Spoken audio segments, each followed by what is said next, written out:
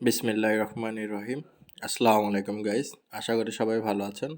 আবারও চলে আসলাম আপনাদের মাঝে নতুন একটা ভিডিও নিয়ে। তো আমাদের প্রতিদিনের যে কাজগুলো থাকে সেগুলোই আপনাদের সাথে শেয়ার করি।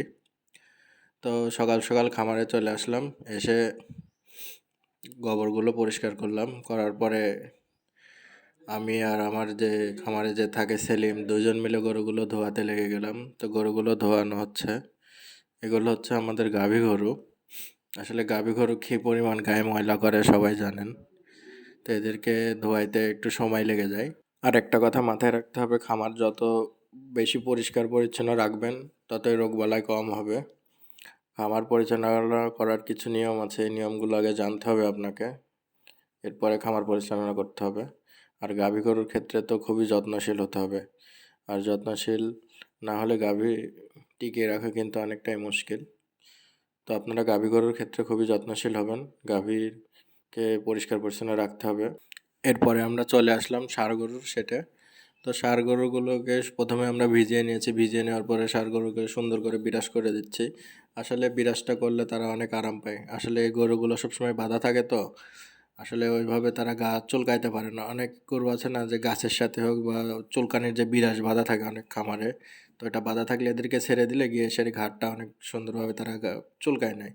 তো এই জিনিসটা আমরা গোসল করার আগে বিরাস দিয়ে পুরো শরীরটা ডলে দেই, এতে গরু অনেক আরাম পায়। দেখেন কি আরামে গরুগুলো দাঁড়িয়ে আছে।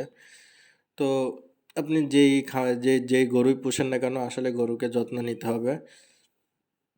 আর গরু পুষতে হলে গরুর আগে প্রথমে নিজেকে রাখাল হইতে হবে। নিজে যদি গরুর সাথে গরু না হইতে পারেন তাহলে আর খামার করতে পারবেন না। তো এরপরে আমরা চলে আসলাম আবার গাভীর সেটে, ওই গরুগুলো ধোয়ানো শেষে। তো এই গুলোকে আমরা খেতে দিচ্ছি। খড় দেওয়া হচ্ছে এখানে, আসলে যেটাকে আমরা খ্যার বলি, ধানের খড়, ওইটাই আমরা মেশিন দিয়ে কেটে ছোট ছোট করে কেটে গরুগুলোকে দেওয়া হচ্ছে। এতে 1 কেজি পরিমাণ মতো দেওয়া হয়। আর এর সাথে দেওয়া হবে আমরা যে দানাটা তৈরি করি, মিক্সার দানা, আমরা এটা কিন্তু নিজেরাই বানাই নাই। তো এই মিক্সার দানাটাই আমরা দিব এখন। মিক্সার দানাটা প্রায় 2 থেকে 2.5 কেজি দেওয়া হয়।